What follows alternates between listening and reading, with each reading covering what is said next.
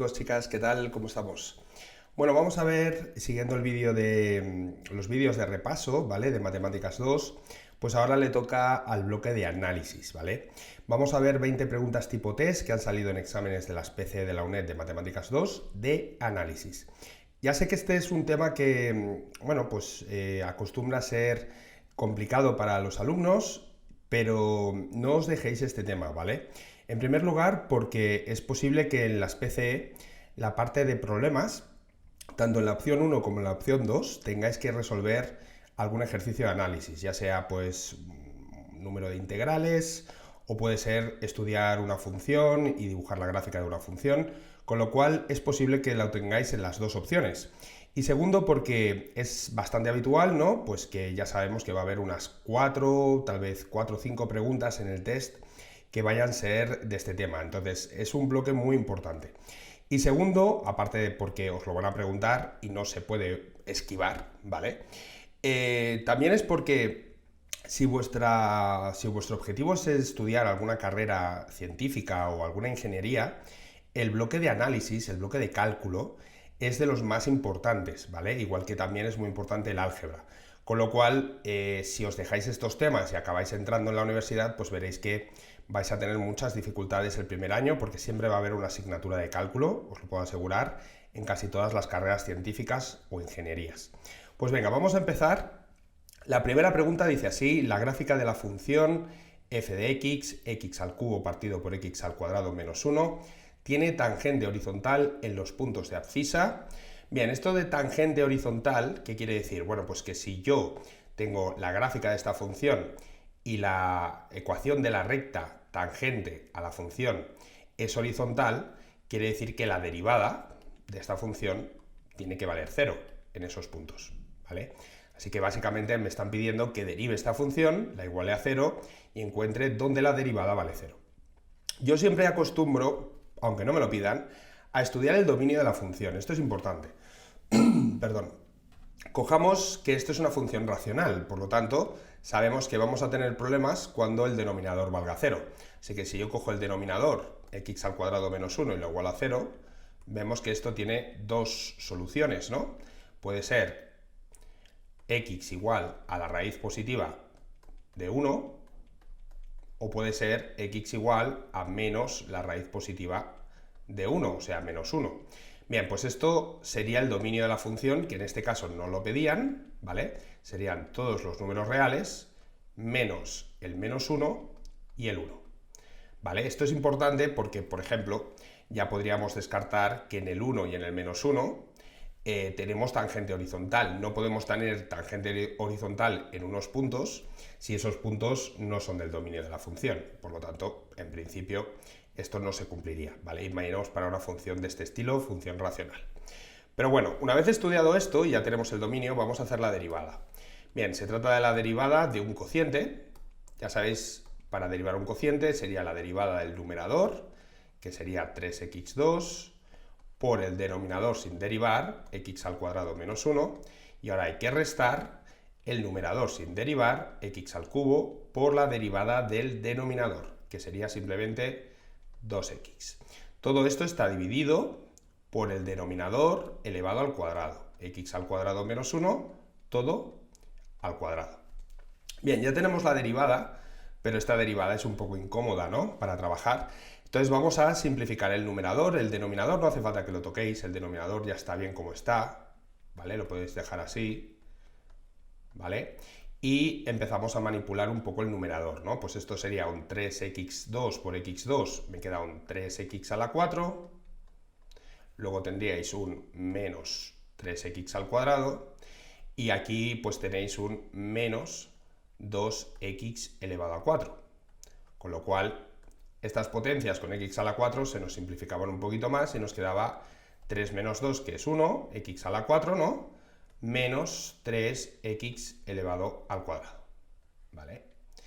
Bien, pues de momento tenemos esto de aquí. Ahora vamos a igualar esto a 0. Igualar una función racional a 0 equivale a igualar el numerador a 0. Por lo tanto, Solo tenemos que resolver esta ecuación, y para resolver esto podéis sacar factor común, x al cuadrado, y os quedaría x al cuadrado menos 3 igual a 0. Por lo tanto, esto se anula cuando este se anule, es decir, cuando x valga 0, pero también se anula cuando se anule todo este paréntesis. Por lo tanto, tendremos también soluciones x igual a la raíz de 3 y x igual a menos la raíz de 3. Bien, pues en todos estos puntos vamos a tener que la derivada vale 0, como veis coincide con la opción A, ¿vale? Raíz de 3 menos raíz de 3 y en el 0, por lo tanto, era la opción A, ¿vale? Bastante facilita esta, y esta pues creo que salió este último año, si no recuerdo mal, en el 2022. Vamos con la siguiente, que es la típica que la gente pues le cuesta derivar estas cosas, ¿vale? Entonces, tenemos una función con un logaritmo de x más la raíz cuadrada de x al cuadrado menos 1 y nos piden la derivada, ¿vale? Y decir a qué es igual esta derivada. Claro, recordad que cuando derivamos tenemos que simplificar el resultado. Entonces, tenemos la derivada de un logaritmo de algo. Pues bien, esto es 1 partido por lo que hay en el logaritmo, que sería todo esto, x al cuadrado menos 1, y hay que multiplicar por la derivada de lo que hay dentro del logaritmo. La derivada de lo que hay dentro del logaritmo sería la derivada de x, que es 1, más la derivada de una raíz cuadrada. La derivada de una raíz cuadrada la podéis aplicar simplemente o bien cogiendo esto y elevándolo a un medio, o con la formulita de una raíz cuadrada, que es la derivada de lo de dentro, 2x, partido por la raíz. ¿Vale? Bien. 2 veces la raíz, perdón. Bien, este 2 obviamente se me va, y ahora se trata de simplificar un poco el resultado a ver qué nos daba, ¿no? Pues voy a dejar esto delante, no lo tocamos de momento, y vamos con el paréntesis. Vale, el paréntesis, a mí me interesaría sumar estas dos cosas, así que voy a sacar un denominador común, que sería x al cuadrado menos 1, con lo cual este 1 lo multiplico también por la raíz, ¿vale? X al cuadrado menos 1, más, y esta x no nos la dejemos. ¿Y qué tenemos? Bueno, pues tenemos que el término que hay aquí abajo y el término que tenéis aquí en el numerador son exactamente el mismo término, con lo cual todo esto se puede simplificar con todo esto, porque se está multiplicando, ¿no? Estoy multiplicando por 1 partido por esta expresión, así que básicamente ¿qué nos quedaba? Pues arriba un 1 y abajo nos quedaba la raíz. X al cuadrado menos 1. Bueno, pues ya veis que se trataba de la opción B, ¿vale? Así que derivada más o menos sencillita, pero bueno, que tenéis que saber simplificar sobre todo. Venga, vamos con la 3. Ya empiezan a haber preguntas de estas medio teóricas que la gente muchas veces se lía y que no sabe muy bien cómo interpretar. Vamos a ver, dice, para todo par f y g, R a R quiere decir que partimos de R y vamos a R, ¿vale? Funciones reales, de variable real. Se cumple que si f es derivable en x igual a a, pero g no es derivable en x igual a a, su producto no es derivable en x igual a a. Si ni f ni g son derivables, su producto no es derivable. Bien, de hecho, basta con que una función no sea derivable para que su producto no sea derivable. Porque si recordáis cómo se hacía la derivada de un producto de dos funciones, yo derivo un producto, esto es la derivada del primero, f', por el segundo sin derivar, más el primero sin derivar por la derivada del segundo. Entonces, si yo evalúo esta derivada en el punto A, nos quedaría la derivada en A por g en A más f en A por g' en A. Entonces, si esto no existe o esto no existe, el producto no se puede derivar, es decir, no sería derivable.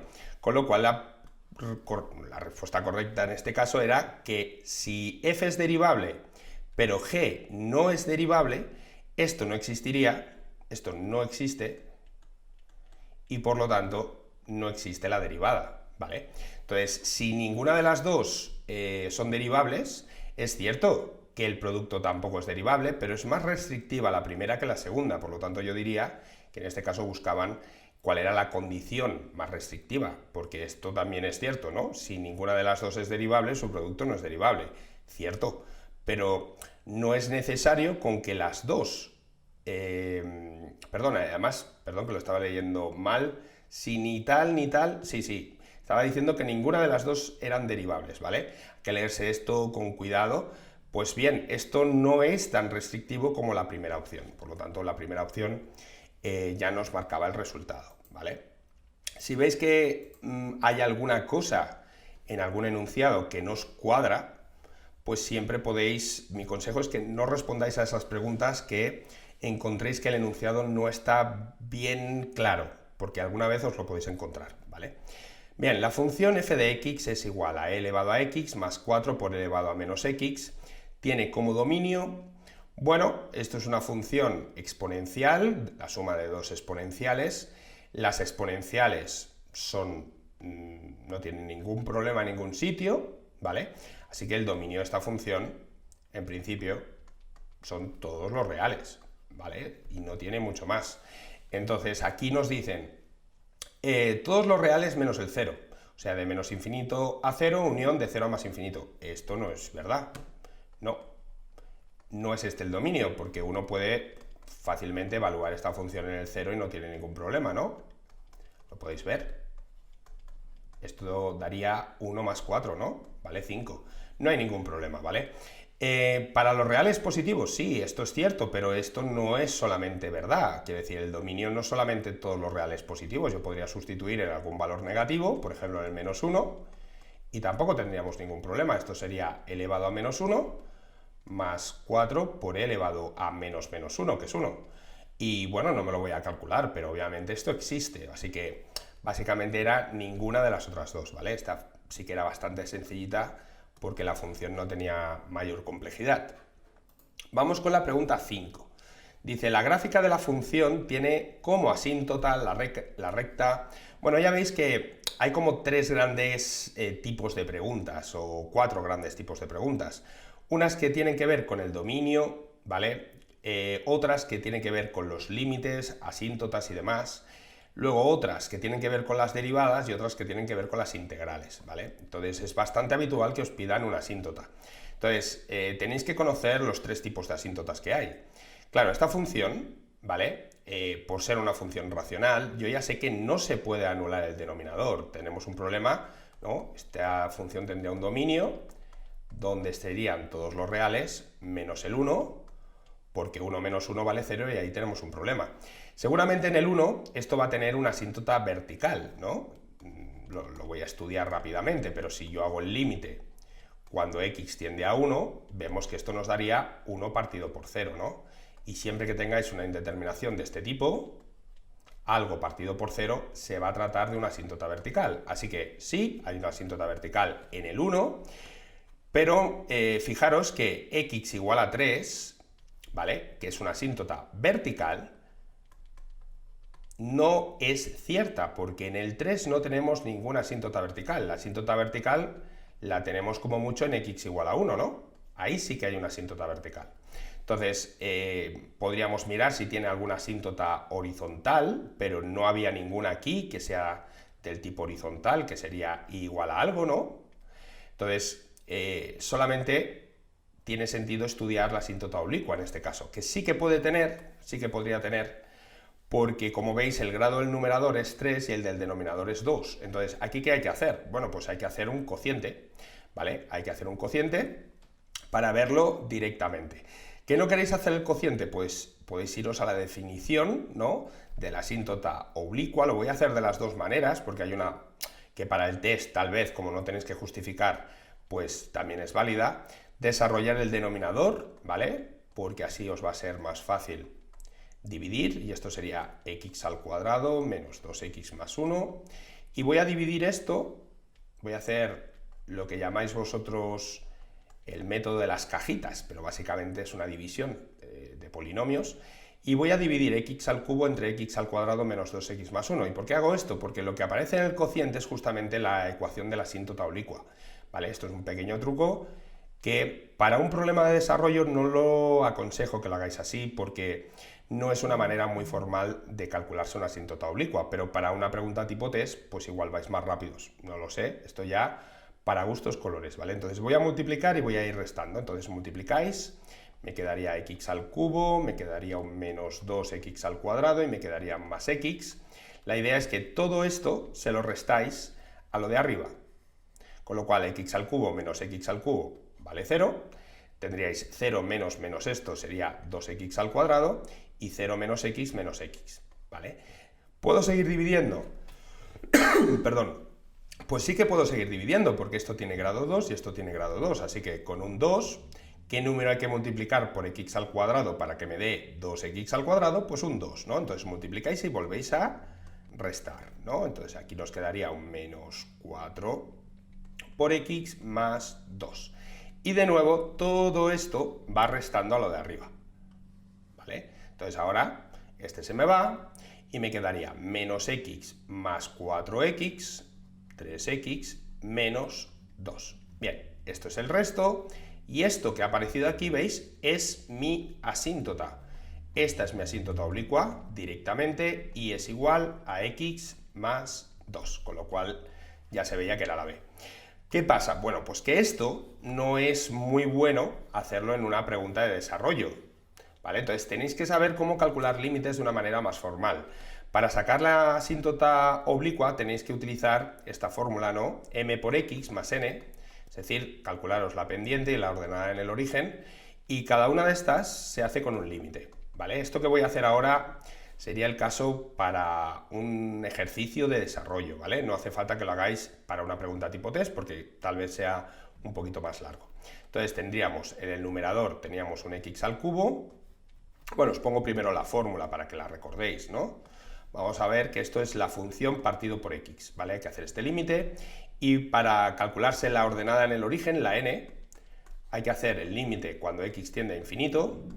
En principio este infinito simboliza más menos infinito, ¿eh? Podríais mirar en un lado y en el otro, pero en una función racional no vais a tener mucho problema, eso es más para cuando tengáis funciones definidas a trozos y demás, pero aquí sería f de x menos la pendiente por x, ¿vale? Entonces habría que hacer estos dos límites, ¿vale?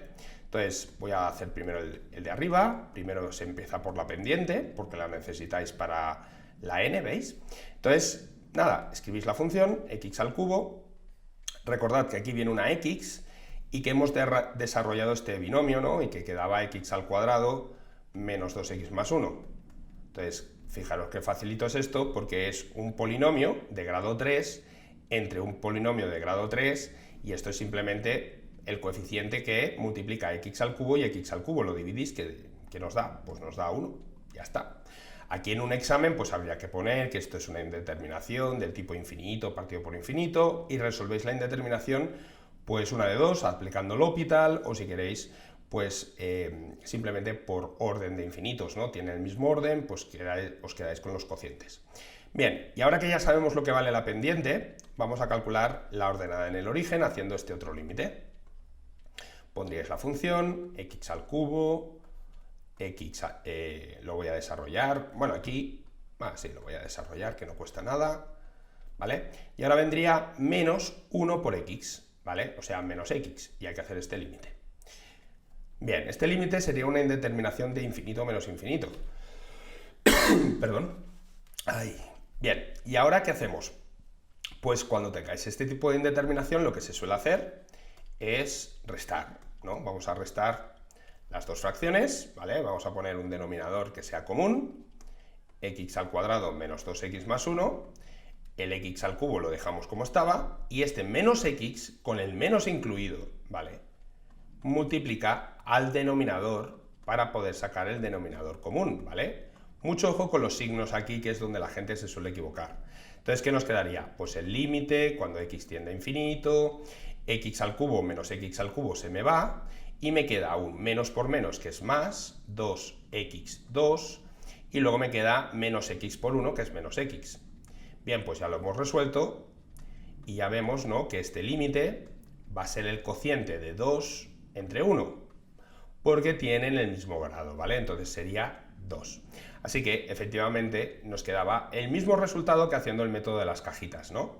X más 2. Claro, esto tal vez sea más largo, más complejo para muchos, pero creedme que esta es la manera recomendable cuando sea un problema de desarrollo. O sea, una pregunta de problemas, aquí sí que lo vamos a hacer de esta manera, ¿vale? Bien, bueno, pues vista esta pregunta, pasemos a la siguiente. Vamos a ver, la siguiente pregunta, upa, que me paso, es una integral, ¿vale? Os va a salir alguna integral casi segurísimo en el test, ¿vale? Estas integrales definidas, bueno, pues normalmente no son muy complicadas, ¿vale? En la pregunta tipo test suele ser integrales casi siempre inmediatas, entonces es cuestión de ver cómo podemos resolver esto de forma inmediata. Bien, fijaros también que es una integral definida de 0 a 2, así que habrá que aplicar la regla de Barrow. Yo para hacer esto os recomiendo que primero os hagáis la integral indefinida, simplemente la integral que veis aquí, ¿vale? Y que luego apliquéis la regla de Barrow, ¿vale? Vamos a llamar a esta integral f de x si queréis, ¿vale?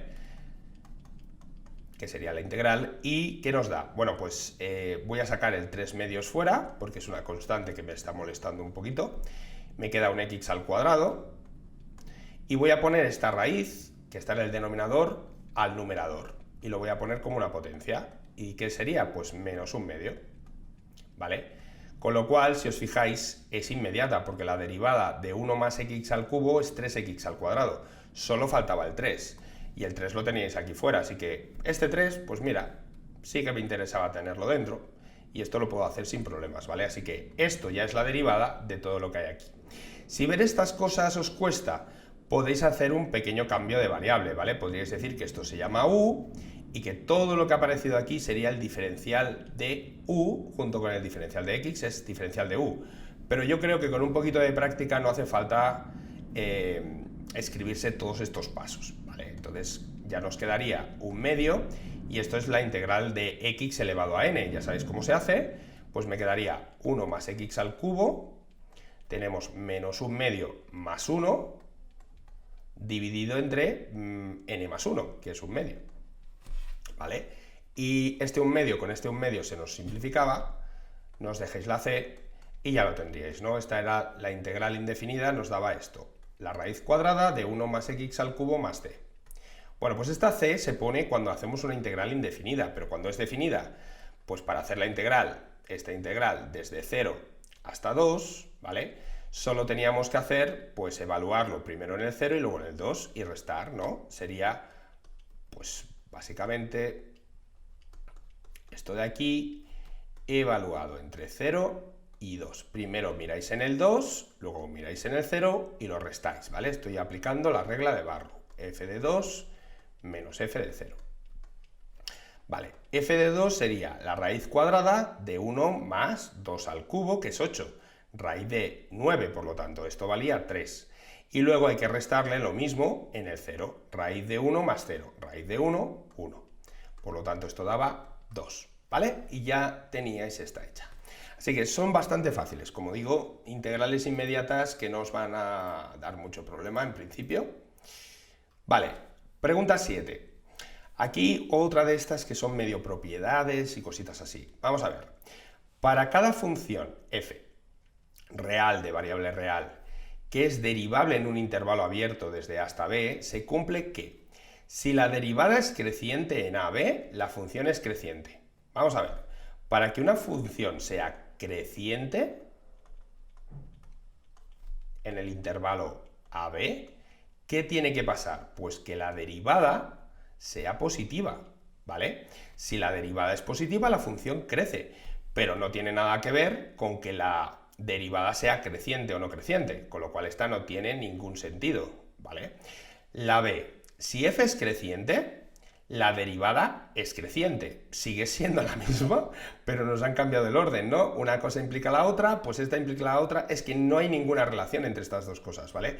Que la derivada crezca o decrezca no implica ni en un sentido ni en el otro que la función crezca. Lo que implicaría en cualquier caso es que la derivada, como digo, fuera positiva. Entonces sí, esto implicaría que la función crece. Así que básicamente, pues ya se veía que era una trampa y esto era ninguna de las otras dos, ¿vale? Bien, Vamos con la pregunta 8. Otra de estas que la gente se lía y que, bueno, si os cuesta, pues bueno, siempre podéis dejárosla, pero conviene saber un poquito propiedades de las integrales definidas también, ¿vale? Y hay muchas propiedades que hemos visto en clase. Entonces, a ver, yo tengo aquí que C es más grande que A y que D es más grande que B. Vale, y ahora me dicen, la integral desde C hasta D de la función va a ser mayor o igual que la integral desde A hasta B de la función. ¿Eso tiene que ser verdad? Pues no tiene por qué, porque realmente dependería un poco cómo sea esta función. Por ejemplo, os pongo un ejemplito, ¿vale? Pongamos una función que haga una cosa así, ¿vale? Que vaya creciendo, una función que crezca. Crece, crece, crece. Vale, y ahora yo digo, bueno, esto sería desde A hasta B, me estoy calculando con esta integral esta área. Ya sabéis que esta área, vamos a llamar área 1, el área 1 es justamente la integral de A a B de mi función. ¿Vale? Y dices, bueno, pues si yo cojo ahora, vamos a cogerlo con otro colorcito, desde el punto C, que decía aquí que era más grande que A, hasta el punto D, que es más grande que B, pues sí que es cierto, ¿no?, que el área que queda aquí es más grande, ¿no? Este sería el área 2 y sí, pues el área 2, que sería la integral desde C hasta D de la función, pues sí que es verdad, ¿no? Es más grande que el área 1. Sí, es cierto. Pero eso es porque yo me he dibujado la función así. Si me lo hubiese dibujado decreciente, ¿qué habría pasado? Bueno, pues que ya no se cumpliría, ¿lo veis? Por ejemplo, vamos a coger de nuevo la función, pero ahora la voy a dibujar decreciente. Imaginaos una función que decrece. Claro, misma idea, ¿no? El área que quedaría entre A y B, y el área que quedaría, por ejemplo, la voy a poner aún más exagerado, porque esto no tiene ninguna restricción, ¿no? Entonces, desde A hasta B, desde C hasta D, ¿cuál es más grande? Pues ya vemos que aquí el área 1 sería más grande que el área 2, ¿no? Entonces, como veis, todo dependerá de cómo sea la función. Entonces, si sabéis un poco qué es una integral definida y que está relacionada con la integral, el área que deja la función entre la función y el eje de las x, ¿vale? Pues esto era fácil de ver que no es cierto, esto no es cierto. O al menos no tiene por qué serlo, ¿vale? Con lo cual, no. Ahora, vamos con la b. La b tenéis que aplicar la siguiente propiedad, ¿vale? Cuando yo tengo una integral entre a y b de una función, pues bien, lo que podéis hacer es cambiarle el orden a estos extremos de la integral y hacer la integral desde b hasta a. Pero cuando hacemos esto, el signo de la integral cambia. Así que esta propiedad es la que nos pedían que aplicásemos en este ejercicio. Vamos a ver, tenemos la integral desde a hasta b de f de menos x diferencial de x. Bien, yo, claro, tengo aquí el menos dentro, pero haciendo un cambio de variable podríamos poner, por ejemplo, que t es igual a menos x, y de esa manera hacer un cambio de variable, que el diferencial de t fuera menos el diferencial de x. Pero claro, cuando yo cambio la variable, también tengo que cambiar los extremos de la integral, ¿no? Entonces, si la x iba desde a hasta x igual a b, la t ahora, ¿a qué va a ir? Pues va a ir desde menos a hasta t igual a menos b, ¿vale? Así que teniendo esto presente, fijaros que esto se convierte en la integral de menos a menos b de f de t, y donde pone diferencial de x tendremos que poner menos diferencial de t. Pero hemos dicho que este menos yo le puedo dar la vuelta a los extremos de la integral, poner menos b abajo y menos a arriba, y ya tendríais con signo positivo, ¿no? Y ahora el nombre de la variable es totalmente irrelevante. Yo lo puedo poner, lo puedo llamar x, lo puedo llamar t, lo puedo llamar m, lo puedo llamar pepito. Entonces, de menos b a menos a, esto sería lo mismo que f de x de x. Que como veis era justamente lo que nos decían aquí. Así que sí, esta era correcta, ¿vale? Así que era la opción B en este caso. Y esto, pues nada, hay que conocer estas propiedades de las integrales, porque como veis pueden preguntarse, ¿vale? Venga, vamos ahora con una pregunta bastante fácil, por otro lado, de límites, ¿vale? Nos dicen que L es el límite, ¿vale? Aquí no nos han puesto cuál es el límite, pero ya os lo digo, en el examen original creo que era el límite cuando x tendía a más infinito, ¿vale? De x elevado a n, ¿vale? Por el logaritmo neperiano de x. Y nos dicen que la n es mayor que 0, ¿vale? Entonces, vamos a hacer este límite. ¿Qué quedaría? Bueno, pues esto sería el límite. Me va a quedar algo elevado a un número más grande que 0 en el infinito, da más infinito. Y el logaritmo neperiano, ¿vale? En el infinito, también da infinito. Perdón, aquí me estoy equivocando. Sí, me estoy equivocando porque este no era el límite cuando x tendía a infinito, era cuando tendía a 0. Creo que era tendiendo a 0 positivo. Sí, creo que este era exactamente, concretamente, para esta pregunta era este límite, perdonad, que me he equivocado. Como no lo tenía escrito aquí, no me acordaba. Vale, sí, porque si no, no sería ningún problema, no sería ninguna indeterminación ni nada. Vale, bueno, pues esto sería 0 elevado a algo positivo, es 0. Y acordaros que el logaritmo neperiano a la derecha del 0 vale menos infinito, o sea, ese límite tiende a menos infinito. Esto hay gente que todavía no lo sabe, pero chicos, esto es súper importante, ¿vale? Tenéis que saberos dibujar funciones elementales. El logaritmo neperiano es una función que hace una cosita así, ¿vale? Que cuando la x tiende a infinito, la función tiende a infinito, ¿vale? Bueno, más infinito, que solamente está definida para valores positivos, es decir, el dominio de esta función es para x más grande que 0, y que si yo me acerco al 0 por la derecha, el logaritmo neperiano de x tiende a menos infinito, ¿veis? Hay aquí pues una asíntota, ¿vale? Se va acercando a menos infinito. Bueno, pues esto es muy importante que lo recordáis, ¿vale? Porque si no, para hacer este tipo de límites, pues vais a tener carencias, ¿no? Entonces, claro, yo aquí, por ejemplo, esto es una indeterminación de, pues, 0 por infinito, con el signo menos me da igual, pero esto no es ni 0 ni infinito a priori, ¿no? Entonces, ¿qué tenemos que mirar? Pues a ver si yo puedo aplicar la regla del L'Hopital, y en este caso no la puedo aplicar tal y como está escrito esto, pero si yo me lo reescribo y lo pongo así, x elevado a menos n, ahora sí que la puedo aplicar, ¿veis? La puedo aplicar porque ahora, esto que tenéis en el denominador, lo voy a reescribir así para que lo veáis mejor, es 1 partido por x elevado a n, que es lo mismo, ¿vale? Pero me quedaría arriba menos infinito, y abajo me quedaría 1 partido por 0, que es más infinito. Y este tipo de indeterminaciones, al igual que la indeterminación de 0 partido 0, sí que me permite aplicar la regla del L'Hopital. Entonces aquí voy a aplicar L'Hopital, ¿vale? Y nos quedaría límite, cuando x tiende a 0 positivo, de la derivada del logaritmo, que sería 1 partido x, dividido entre la derivada de 1 partido por x elevado a n. Bien, vamos a ver, ¿cómo se hace la derivada de 1 partido por x a la n? Bueno, pues escribiéndolo como x a la menos n, ¿vale? Entonces se deriva como habéis derivado toda la vida, ¿no? Bajáis la n, menos n en este caso, y os queda x elevado a menos n menos 1, ¿vale? Así que, pues lo podéis escribir así o lo podéis escribir así, ¿vale? X elevado a n más 1.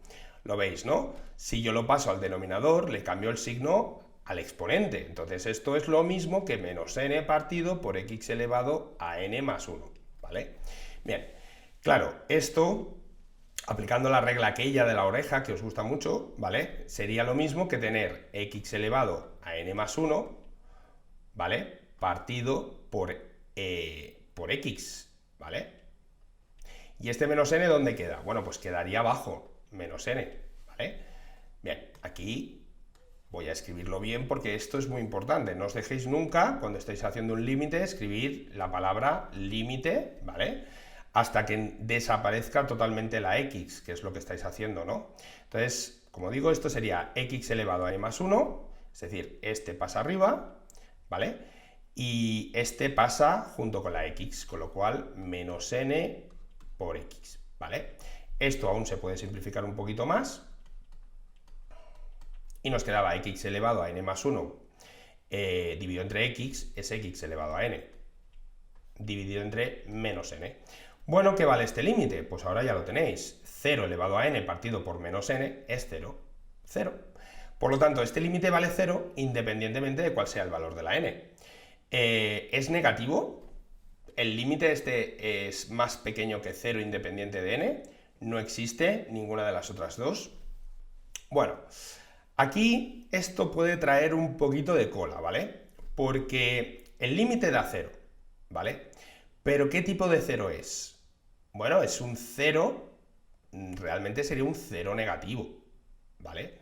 Entonces, ¿qué cogemos? ¿Que la L es más pequeña que 0 independientemente de n? ¿O que no existe? ¿O ninguna de las otras dos? Bueno, para que el límite podéis decir que es negativo, tiene que dar un valor negativo. Esto no ha dado un valor negativo, ha dado 0, ¿veis? Entonces, realmente no es ni la A ni la B, sino que sería la C, ¿vale? Es decir, en este caso, este límite daba 0, ¿vale? Este límite daba 0. Que el 0 sea un 0 cerquita de valores negativos, lo que quiere decir es que tú te estás acercando al 0 viniendo por debajo, ¿vale? O sea, te estás acercando, a ver cómo lo pongo para que esto se entienda, que si aquí estaba el 0, ¿no? Imaginaos, yo vengo por aquí, ¿vale? Por debajo. Entonces, claro, es un 0 con una tendencia a estar cerca del 0 negativo, pero eso no quiere decir que el límite no sea 0, porque esto tiende a 0, ¿vale? Así que no os liéis con estas cosas, ¿vale? Hay que tener los conceptos bien claros, y en este caso, como digo, marcaríamos la C. Bien, venga, vamos a la siguiente preguntita. Pregunta 10. Vale, otra de estas de conocer alguna propiedad, aunque realmente en este caso era tan fácil como saber la regla de Barrow, ¿vale? La regla de Barrow, que también se llama uno de los teoremas fundamentales del cálculo, es básicamente que cuando yo tengo una función, ¿vale? F de x, que surge de hacer una integral, ¿vale? La integral de una función f de t es una de las primitivas, ¿no? Que también podemos ver como que f de t lo obtendríais, o f de x, mejor dicho, ¿vale? Lo obtendríamos, esto lo pongo así con una t porque normalmente esto se define de 0 a x, pero bueno, no os agobiéis con eso. Sería la derivada de la primitiva, ¿no? Si la primitiva, la integral, es lo contrario de derivar, pues si yo derivo la integral me tiene que dar la función original, ¿vale? Se cumple siempre, ¿no? Que cuando hagamos la integral desde a hasta b de esta función, esto nos va a quedar f de b menos f de a, ¿vale? Esto lo tenéis que tener súper claro. Entonces, vamos a ver qué es cierto y qué no es cierto. Aquí me dicen que f' es f, y en ese caso se cumple esto. ¿Veis que no es lo mismo? La propiedad no es esta. Esto está mal. ¿Por qué? Porque no es que f sea la derivada de f mayúscula, no es la derivada de f minúscula. Es al revés, ¿vale? Es que la f minúscula tiene que ser la derivada de la f mayúscula, ¿vale? Entonces, claro, aquí mucho ojito, porque esto os podéis liar, ¿vale? Entonces, vamos a ver la b. Se cumple que la integral de a b de la derivada de la función es f de b menos f de a. Ah, ahora esto ya se parece un poco más a lo que yo tengo aquí en la regla de Barrow, ¿no?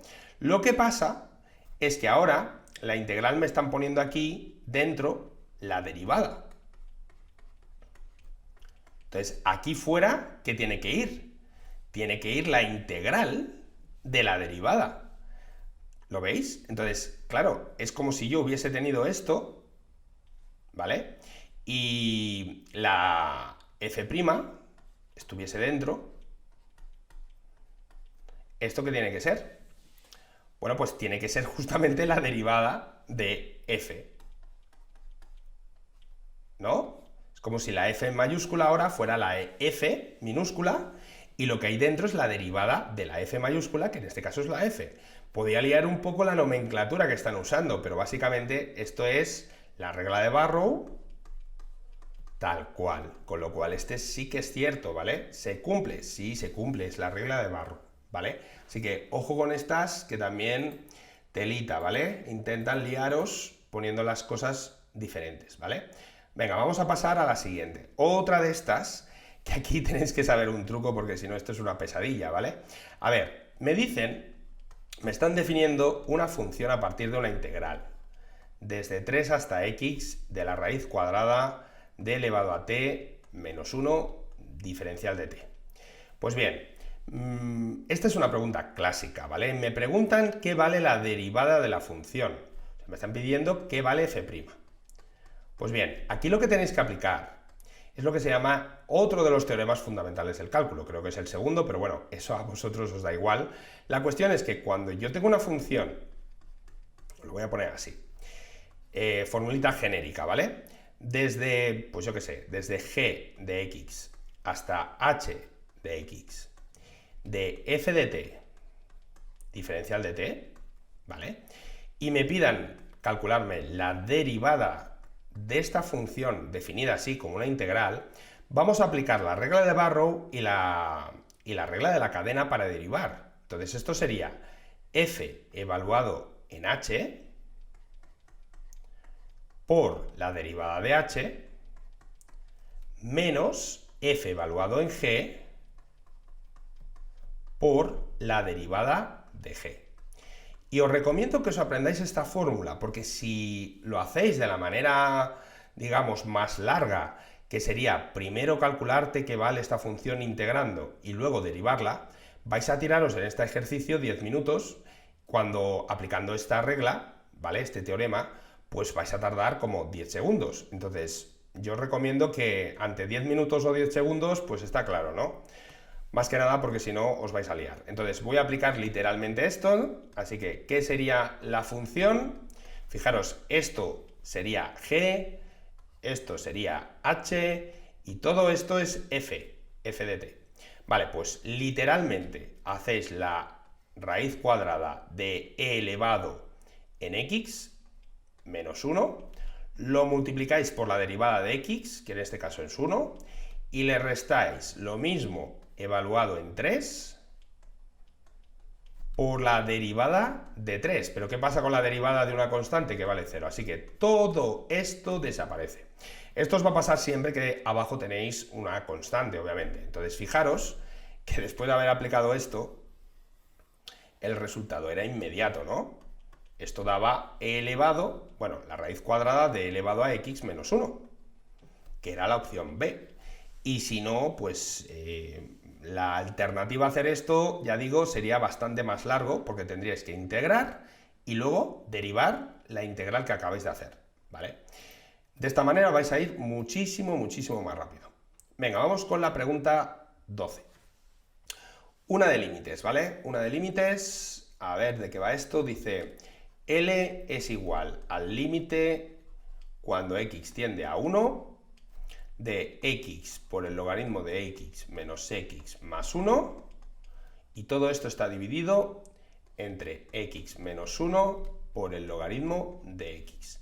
Bueno, ya sabéis que para hacer este tipo de límites, básicamente sustituís primero, esto sería 1 por el logaritmo de 1 menos 1 más 1, que ¿qué va a dar? Pues 1 por el logaritmo de 1, el logaritmo de 1 vale 0, menos 1 más 1, 0, y abajo que tendríais, pues 1 menos 1, 0, por el logaritmo de 1, 0 también, ¿vale? Así que esto es 0 partido por 0. Indeterminación clarísima que hay que resolver aplicando el L'Hopital. Entonces aplicáis la regla del L'Hopital y hay que derivar, ¿vale? Derivaríamos, vamos a poner el límite cuando x tiende a 1, derivamos el numerador y el denominador por separado, ¿vale? Que nadie se líe, esto no es la derivada de un cociente, que hay gente que me lo hace así, ¿vale? Y cuando hay un cociente no se deriva separado, ¿vale? O sea, hay gente que lo aplica cuando no lo tiene que aplicar. Esto es simplemente derivar el numerador y el denominador como si fueran dos funciones totalmente independientes, ¿vale? Entonces, la de arriba, ¿qué quedaría?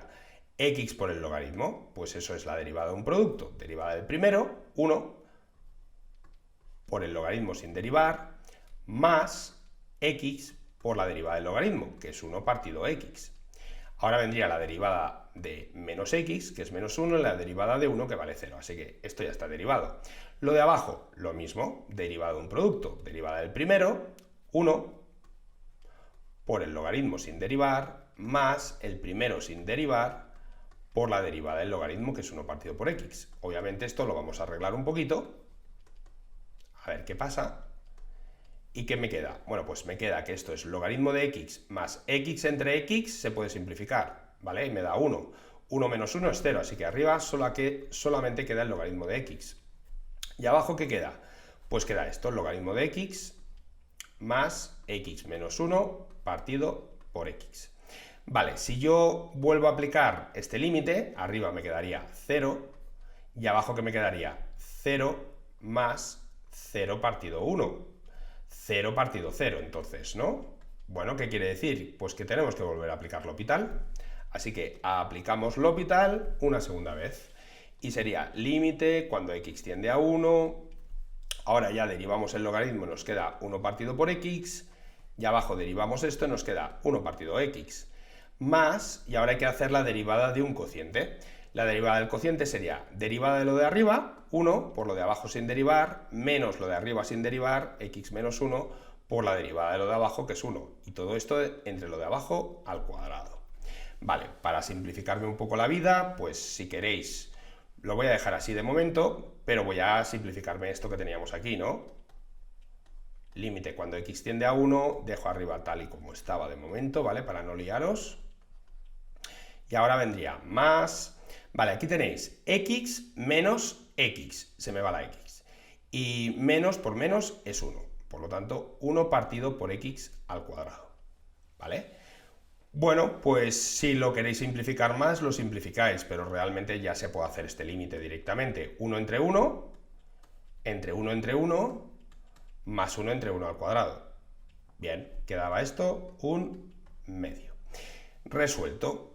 Y ahora, ojito, ojito, ojito, ¿vale? Porque dice que este límite está comprendido entre 1 medio y 3 medios, pero ¿veis que está abierto este intervalo? Y entre 0 y 1 medio, ¿y qué veis? Que está abierto el intervalo, y a mí me ha dado exactamente 1 medio. Así que ninguna de las otras dos, porque el límite es 1 medio. Solo podría ser una de estas si me lo hubiesen dado cerrado el intervalo, ¿vale? Por ejemplo, así, sí. O la de abajo, si me lo hubiesen dado, así. Pero hay que fijarse muy bien, porque os ponen trampas de estas para que uno tenga que pensar un poquito y evaluar también si sabéis que es un intervalo abierto o cerrado, ¿vale? Entonces, mucho ojo, mucho ojo. Venga, vamos con la pregunta 13. Bueno, esta es la típica integral que yo cuando la vi el año pasado pensé, madre mía, ¿qué es esto, no? Bien, es simplemente una propiedad, ¿vale? Es una propiedad porque obviamente esto no lo vais a tener que resolver de ninguna de las maneras. Así que aquí hay gato encerrado, está claro. ¿Y cuál es esa propiedad? Bueno, pues que cuando yo tengo que hacer una integral en un intervalo simétrico desde menos a hasta a de una función que sea impar, ¿vale? Esto da 0. ¿Y por qué da 0? Pues porque como es impar, por ejemplo, esto que os estoy dibujando sería una función impar, cuando yo la integro desde menos a hasta a, lo que estáis haciendo es coger el área que queda por aquí, que sería negativa, y el área que quedaría por aquí, que sería positiva, pero valen lo mismo en módulo, ¿no? Entonces se compensa esta parte con esta y siempre va a valer 0. Y acordaros que es una función impar, ¿vale? Impar es una función que cuando la evalúo en menos x, me da menos la función en x. Funciones típicas impares. El seno, ¿vale? El seno es una función impar porque el seno de menos x es menos el seno de x. Una x elevada a un número impar, por ejemplo, x al cubo. Pues esto es impar también porque menos x al cubo es lo mismo que menos x al cubo. Quiero decir, son funciones características que tenéis que conocer. Funciones pares, pues también tenéis que saber lo que es una función par. Una función par es una función que en menos x vale lo mismo que f de x, ¿vale? Por ejemplo, el coseno. coseno de menos x es lo mismo que el coseno de x. Una función con un exponente par, pues también es par, ¿vale? Entonces, esto, fijaros, que es justamente lo que teníais, ¿vale? ¿Por qué? Pues porque como teníamos esta mega expresión, pero estamos ante un intervalo de menos pi medios a pi medios, que es simétrico, ¿no? De menos a a. Tenemos ex elevado al 2022, esto era porque era el año 2022, que es una función par. Y tenemos un seno de lo que sea, me da igual de lo que sea, es impar. ¿Vale? Pues, ¿qué pasa si multiplico una función par por una función impar? Que el resultado es una función impar. Y como es una función impar integrada en un intervalo simétrico de menos a hasta a, esto daba 0. Así que, ojito, porque este año, quién sabe, igual os ponen una variante de esto. Puesto que estamos en el año 2023, pues yo tal vez os pondría lo mismo, pero por ejemplo con un coseno, ¿vale? Esto es impar y esto es par, pero sigue siendo un producto impar, ¿vale? Así que quién sabe si acertamos y os encontráis la sorpresa de que ya sabéis hacer esta integral. Pero ojo, antes de nada, no pongáis 0 directamente, verificar bien qué propiedades cumple esta integral si es que os sale una parecida a esta, ¿vale? Bueno, pues ya se veía, ¿no? Aquí voy a marcar menor que 1 porque daba 0. Bien, muy importante esta pregunta por la sorpresa, ¿no? Que uno se puede llevar en plan, ¡buah! ¿Tengo que hacer esta integral? No, no tengo que hacerla. Venga, vamos con la pregunta 14. La pregunta 14 es, bueno, una de esas funciones que muchos de los que igual, quién sabe, nos veis y estáis estudiando a la universidad, pues esto lo reconoceréis porque es una función hiperbólica, ¿vale? Este es el coseno hiperbólico de x. Esto no hace falta saberlo, No hace falta. Lo pongo porque es que es una función muy característica, muy importante, ¿vale? Que se estudia en ingeniería y en otras carreras, ¿vale? Entonces, esto no hace falta saberlo, ¿vale? Así que lo borro, pero sí que hay que saber derivar esto. De todas maneras, si uno le daba pereza derivar, y sabéis un poco cómo son estas funciones elementales, tampoco es que sea muy complicado, porque cogeros, estos, como veis, es la suma de dos funciones, ¿no? Elevado a x es una función que hace así. Esto sería elevado a x, por ejemplo, partido por 2, ¿vale? Pasaría por este punto, que sería un medio, ¿no? En este caso.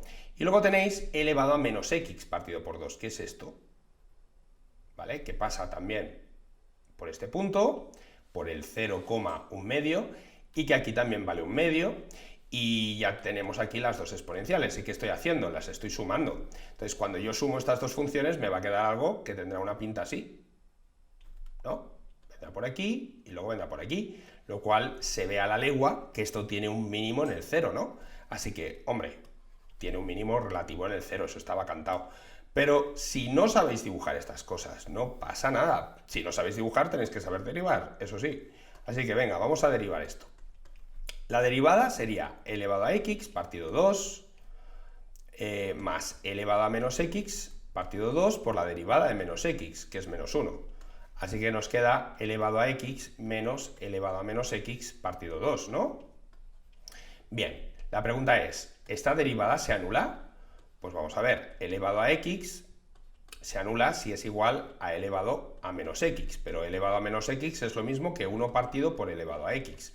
Así que en el fondo yo paso esto al otro lado multiplicando y me queda elevado a 2x es igual a 1, que obviamente cuando x es igual a 0 va a ser cierto. Así que en el 0 teníamos algo.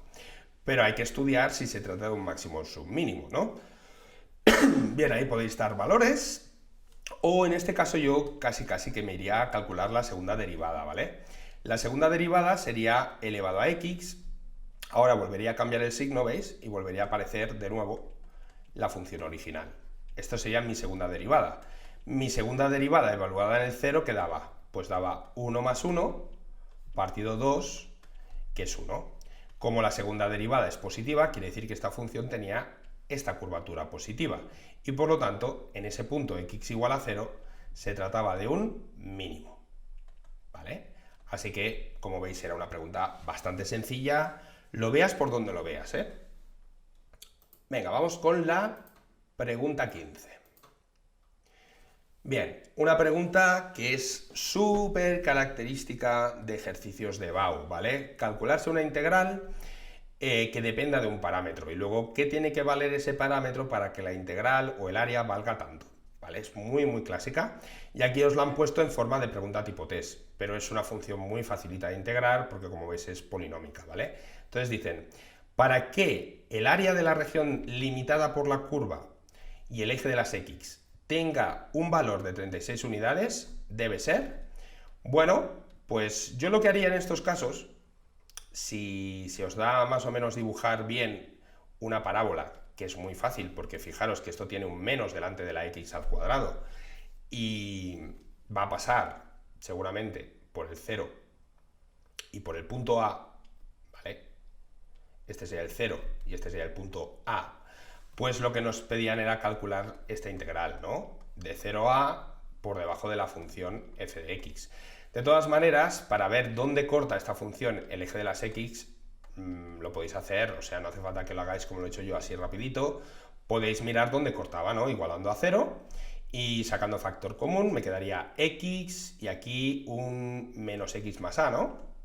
Bueno, pues ya se ve que esto se anula cuando la x vale 0 y cuando la x vale a. Como a dice que es un valor positivo, pues quedaba a la derecha, ¿vale? A la derecha. Por eso el área que me estaban pidiendo era la integral definida desde 0 hasta a de mi función, ¿vale? Menos x al cuadrado más a por x, diferencial de x. Y esta integral es muy fácil de hacer porque sería menos x al cubo partido 3 más a por x al cuadrado partido por 2, y hay que aplicarlo de 0 hasta a, regla de Barrow. Primero lo evaluáis en a, menos al cubo partido 3, más al cubo partido 2, y luego lo evaluáis en el 0, lo cual os va a dar 0. Bueno, pues ya lo teníais, ahora si queréis lo podéis simplificar, sacar un denominador común, que sería un 6, aquí vendría un menos 2 al cuadrado, al cubo, perdón, y aquí vendría un más 3 al cubo. Bien, simplificando esto, pues nada, al cubo partido 6. Bien, ya lo tenéis. Bien, lo pongo aquí, el área nos ha quedado al cubo partido por 6, en función del parámetro a, que es positivo. Como me dicen que el área tiene que valer 36 unidades, pues ¿qué valía la a? La raíz cúbica de 36, que es 6 al cuadrado, por 6. Vamos, que esto daba 6, ¿vale? Así que listos. La respuesta correcta era la opción A. Muy facilita, pero bueno, pues tenéis que saber dibujaros gráficas y funciones elementales, ¿vale? Esto es importante. Venga, pregunta 16. Consideramos la curva definida por y igual a f de x. Entonces, si la pendiente no está definida en algún punto de la curva, no existe tangente en dicho punto. No tiene por qué. Por ejemplo, esto lo voy a enseñar con una función clásica que es el valor absoluto. La función valor absoluto, que muchos de vosotros que ya me conocéis, pues la pongo como ejemplo de función continua y no derivable, es una función que hace una cosa así, ¿vale? Aquí tenemos el valor absoluto y aquí tenemos la x. ¿Qué pasa? Bueno, pues que la derivada de esta función en el 0 no se puede calcular. Es decir, la derivada de la función en el 0, directamente esto no existe. No existe porque la derivada no es continua y porque tiene una pendiente por aquí y por aquí diferente. Pero eso no quiere decir que la función no sea continua y que la función no pueda tener una recta tangente en el 0, que sería justamente coincidente con el eje de las x. Entonces, esto que dice, con este ejemplito se ve que no es cierto, ¿vale? Así que esta no era cierta. Si no veíais esta muy clara, pues vamos a ver si era la B, que tiene pinta de ser más clara. Si la tangente a la curva es horizontal en un punto A, f de A, y f es derivable en A, entonces la derivada tiene que valer 0. Eso es exactamente cierto, porque claro, una tangente, una recta tangente a una función, a una curva, que es horizontal, se caracteriza por tener una derivada igual a 0 si la función es derivable. Acordaros de esta fórmula, que es para sacar la ecuación de la recta tangente a una función en un punto, ¿no? Os la estoy escribiendo para que esto lo recordéis por si lo preguntan, ¿vale? Esto sería la fórmula de la recta tangente a la función f de x en el punto de abscisas x igual a a. Claro, esto se puede calcular siempre que la derivada exista, ¿no? Por lo tanto, siempre que sea derivable en a. Claro, para que la recta sea horizontal, esto tiene que valer 0, de manera que me quedase y es igual a f de a, que esto es una recta con pendiente 0, una recta horizontal. Así que todo es correcto, por lo tanto era opción B. Vale, otra de esas que hay que conocer un poco propiedades, ¿vale?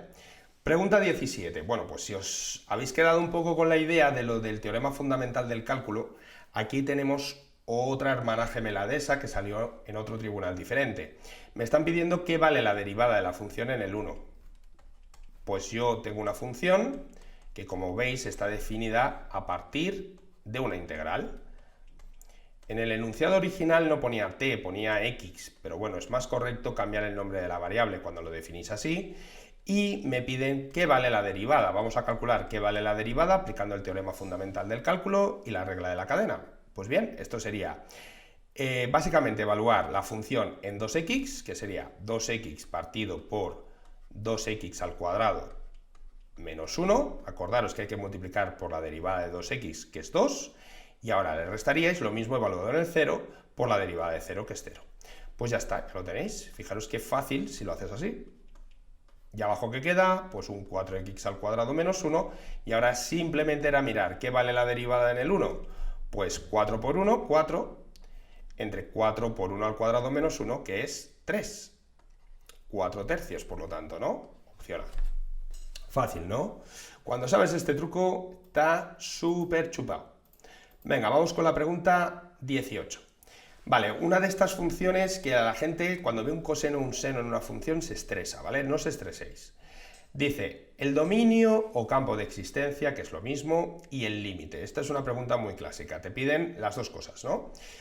Calcular el dominio y el campo de existencia, que es lo mismo, y luego hacer un límite cuando x tiende a más infinito. Bueno, pues el dominio de esta función, fijaros, yo tengo 1 menos coseno de x al cuadrado. Esta función no tiene problemas en ninguna parte, pero tenemos un denominador. Y como tenemos un denominador, el denominador se puede anular. Y se anula en el 0. ¿Vale? Así que sí, tenemos un problema, y es que el dominio de esta función serían todos los reales menos el 0. Entonces aquí dice, el dominio es de 0 a 3. No es de 0 a 3, porque el dominio es de menos infinito a 0, unión de 0 a más infinito, ¿vale? Si me hubiesen puesto que 0,3 pertenece al dominio, que es lo que ponía en la función original, ¿vale? En la pregunta original ponía esto, pero esto estaba bien, ¿vale? Entonces había dos correctas, ¿vale? Porque ya veréis que la B también es cierto. Entonces, ojito, porque yo creo que aquí se equivocaron, ¿vale? ¿Esto pertenece al dominio? Sí, pertenece al dominio. No es el dominio. El dominio es igual a esto. Por eso la he cambiado un poquito y lo he puesto así, ¿vale? Pero en el cuaderno de trabajo que tenéis todos los de la academia, pues veréis que ponía esto. Bien, esto es cierto, ¿vale? De 0 a 3 estás dentro del dominio de la función. Pero bueno, lo he puesto así porque esto era un error y de esta manera ya no es correcto. Venga, y ahora que ya sabemos el dominio, que es todos los reales menos el 0, bastaría con hacer el límite cuando x tiende a infinito, ¿vale? Bueno, pues 1 menos el coseno de x al cuadrado partido por x al cubo, ¿qué va a dar? El coseno de infinito no sé lo que vale. Esto diríamos que no existe. Pero que no sepa lo que vale no quiere decir que no sepa que es una función que está acotada, porque el coseno está acotado entre menos 1 y 1, como ya sabéis. Entonces, es algo acotado. Acotado quiere decir que, por lo tanto, yo en este caso puedo considerar que estoy restándole algo, ¿vale? Que sería un número finito. Entonces, aquí tenemos algo finito, acotado, ¿vale? Y lo estáis dividiendo entre infinito. Pues bien, algo finito entre infinito da 0. por lo tanto este límite daba 0, y la correcta era la B, ¿vale?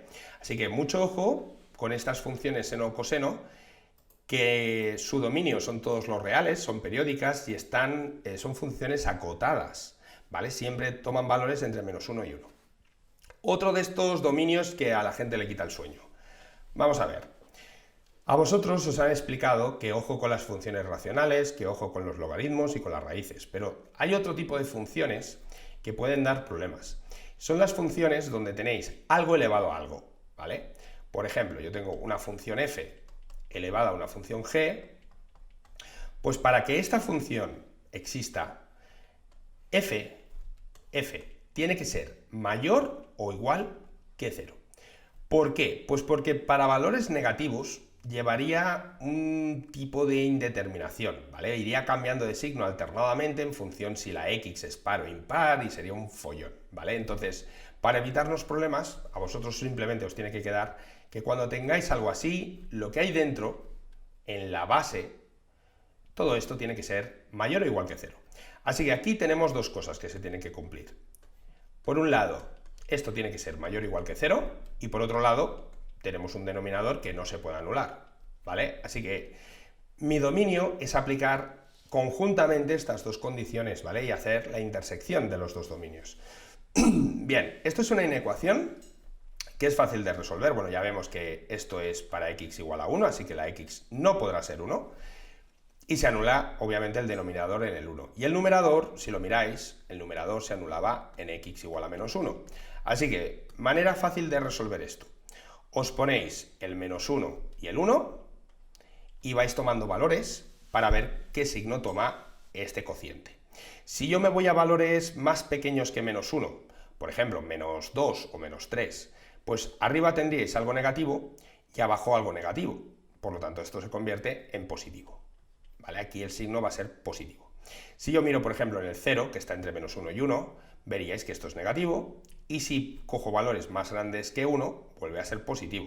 Así que está claro que el dominio que yo tengo que coger, como tiene que ser mayor o igual que 0, va a ser de aquí para allá y de aquí para allá, ¿vale? Es decir, que mi dominio sería desde menos infinito hasta -1, ¿vale? De momento no pongo nada, unión desde 1 a más infinito.